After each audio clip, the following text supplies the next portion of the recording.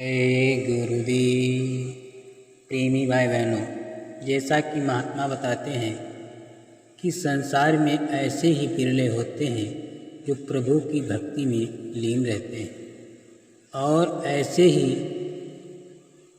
धर्मात्मा और महान आत्मा वाले मनुष्य होते हैं जिनका धन किसी परमार्थ में लगता है, नहीं तो यूं ही समय और धन और अपनी जवानी यूं ही कामों में बर्बाद कर देते हैं। तो एक बार एक महात्मा जी ने सोचा क्यों न संसार में किसी भी मनुष्य की परीक्षा ली जाए कि कितने हद तक वो सही बोलता है। तो एक फकीर का नियम था कि वो किसी गांव में जाता था तो रोटी ऐसे व्यक्ति के घर खाता था जिसकी कमाई हक की हो, यानी मेहनत की हो।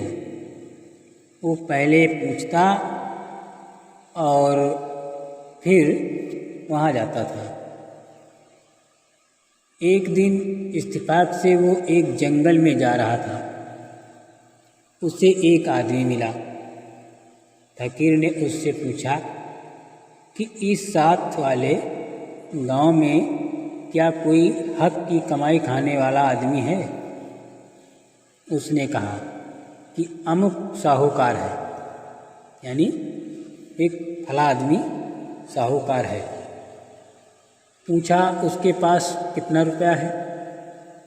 कहने लगा कि 1 लाख के करीब पैसा होगा। महात्मा ने पूछा उसके पुत्र कितने हैं? तो उस गांव वाले ने बताया कि उसके 4 पुत्र हैं।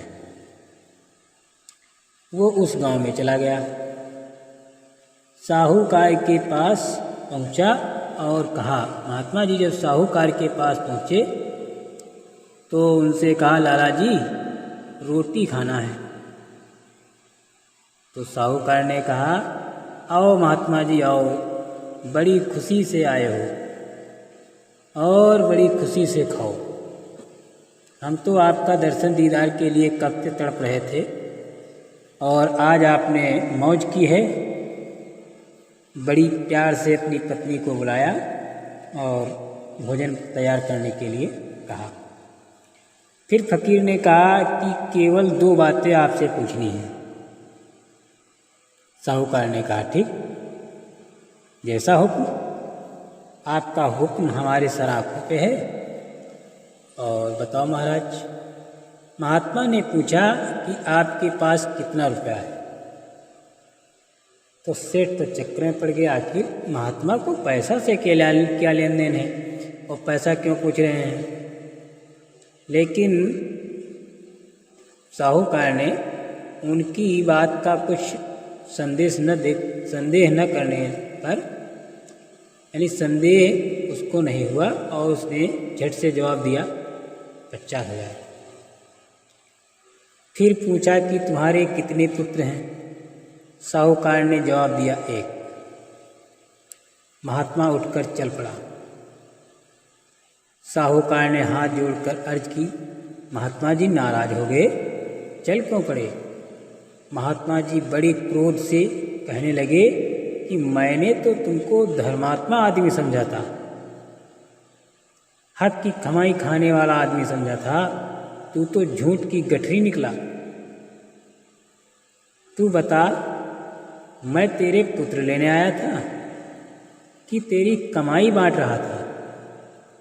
साहूकार ने उत्तर दिया, महात्मा जी पहले मेरी अर्ज सुनो, पहले मेरी अर्ज सुन लो।